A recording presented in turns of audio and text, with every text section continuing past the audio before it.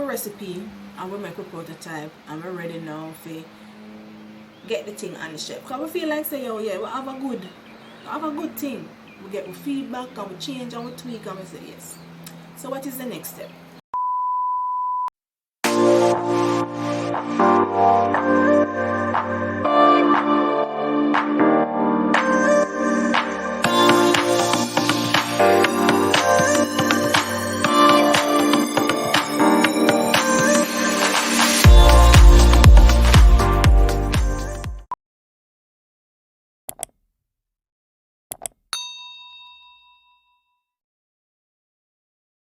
So what is the next step? You're going to go to the Bureau of Standards. Bureau of Standards passes every product that is going to go on the shelf.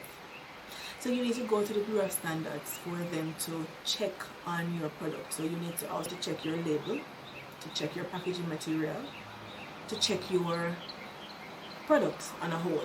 They need to do microbial analysis on your product to ensure that it is safe for consumption. They also need to ensure that your product fall within standards. So these are criteria that are set for different types of products that are going on the market. So you have to ensure that they fall within certain specifications that are deemed ideal for, you know, a particular product to survive on the shelf. So we do things like the bricks, which is the soluble solids of a product. And to make it easier, it was the amount of sugar. That is the easiest thing that, you know, how to explain. It's a lot more involved than that, but the bricks. And that is the amount of sugar, how sweet the product is. So it's not just sugar. You know, but I gotta tell the people that it's just sugar. But it is easiest to explain to say that it is the amount of sugar, how sweet the product is, right?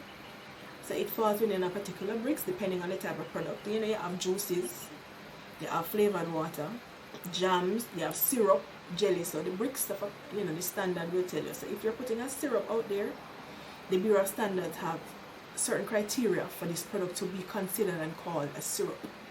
It has to be of a particular bricks, right? Has to be. It can't be below. So you go to the Bureau of Standards with your information and they will tell you if this product, you know, they will pass it or not. So call them. I think there is a charge associated with the services that are offered by the BSJ. So, you know, you call them and get the information that is needed, and you take your sample to them and then they will tell you whether or not, after the test, they will tell you whether or not it is okay for it to go on the shelf. Just contact the Bureau of Standards. They will tell you if your product can go on the shelf. You don't want to make your product and put it out there and put it on the shelf and then Bureau of Standards just come on and take it off because you never do the proper thing, right? So Bureau of Standards is the place that you need to go to get your product sorted out to go on the shelf. You do the bricks. You also need to do the pH. Now the pH tells the acidity of a product, how acidic the product or how alkaline a product is.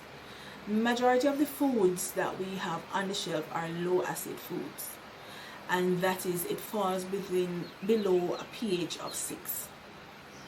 And this is because food spoilage organisms do not survive at this particular acidity or pH. So you want to ensure that your product is within this particular range so that when you put it on the shelf, you don't have bacteria growing in there. You don't have no fungus and no mold because you don't want to kill off people. Remember? You also need to do the acidity. And that is generally done via titration. I'm a chemistry peeps. Remember when we did a course in a chemistry lab and I said when me I gonna do this? How this gonna help me in my life? See it here now? It happens in food product development. Depending on the type of product that you're putting on the market, if you're going to be doing an alcoholic beverage, then you're going to need to know the alcohol content, right? So you can take it to one of the labs and they can do the alcohol content for you, because you don't want to say that your rum cream have 20% alcohol and then when you check it out, it only have 5.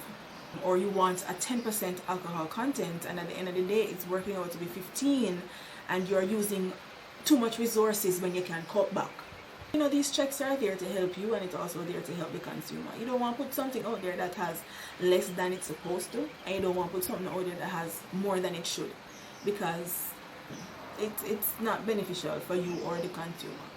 Well, the tab only per rum still. Again, for shelf-stable products, you're going to want to consider a preservative or stabilizer of the product.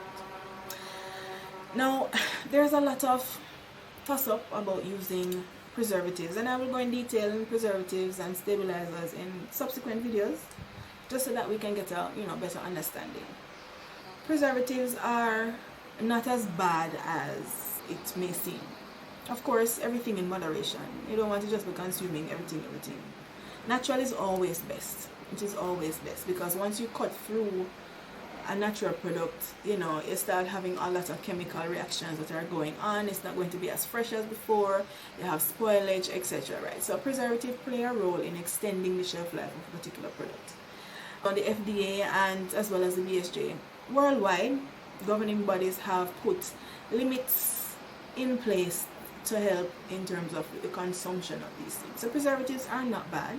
It helps with the extension of your shelf life, especially if you can't get a particular packaging material that is needed or a technology that is needed to help with the product, to extend the shelf life or to keep the product safe. So you put a little preservative in there. And you also have acidulants. Remember I said that the pH, so we have low acid foods. So these are additives, and these additives can be natural as well as synthetic. So the acidulants is what will lower the pH of the product. Remember, low acid foods, spoilage microorganisms, so yeah. And these stabilizers. Now stabilizers are compounds that you add to your product to stabilize it. When you make your natural juices, like a carrot juice or your apple juice, and you put it down in the fridge, you normally see it settle. Gums and other types of starches helps with that type of separation. I go in there and see some juice and it just have one consistency throughout, no settling or nothing. That is because of a stabilizer.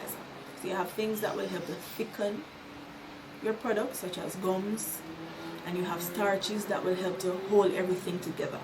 Like when you buy your some seasoning, or even if you make your own seasoning, when you put it down, it settles.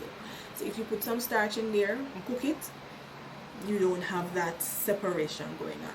So that is because of stabilizers. Again, we have natural stabilizers and we have synthetic stabilizers, and these again I can discuss in another. Those are the checks. I will elaborate. If you have any questions, again, leave them down the bottom in the comments. In another video I will go through all the checks that are necessary for different types of products. So you can list the products below that you would like to know about, and I will try and are labs available that you can get these tests done or these checks done on your product. You can go to the BSJ, they will do that for you, or you can also try the Scientific Research Council. They will do those tests for you as well. So you can call them and see how best they can enable you on your journey. Now that you've done all of those and you've had your products, just a little, a little point to note is think of the worst possible scenario for your product in terms of storage and transportation. Hurricane come, light gone, and your product out there. Say you want it to last like 6 months, 3 months, right? Hurricane come, light gone, and over there. How can your product stand up? So think of the worst possible scenario that can happen. Your product spoil, feed spoil, and build from there. The type of product that you're doing will determine the type of packaging material that you use. So different products call for different types of packaging. So you have plastic, you have glass, foil, aluminum foil, there are also cans, things like that. So you go out there, and again we say research. Go into the supermarket and look. If you want to make a milk-based drink, say a vanilla drink, like you have Supplygen and everything, and you want to make something similar, Supplygen is never in a plastic bottle. It's not gonna hold up. It's in a can. So you go out there, a milk-based product in a plastic bottle is no, unless you're gonna keep it in the fridge, and you're only going to get a couple days right? So you look for Supergen is in a can, or it's in the Tetra pack, which is the UHT pack, like the milk. On the inside of that pack, you know what it has: the foil, then one piece of plastic, then the box on the outside. Those layers plays very, very, very important characteristic for that packaging, and that is what make that product stand up on the shelf. So if it is just like a seasoning, a powdered seasoning, those things can go into the little shaky plastic bottle with the holes, or the little plastic bag, and you seal it and you make sure it's right. But you have to ensure with those that the moisture content is low, so that you don't have yeast and mold and thing that grow up on it, right? Jerk seasoning and thing can go in a plastic bottle, or you can see them in the glass jars or glass bottles.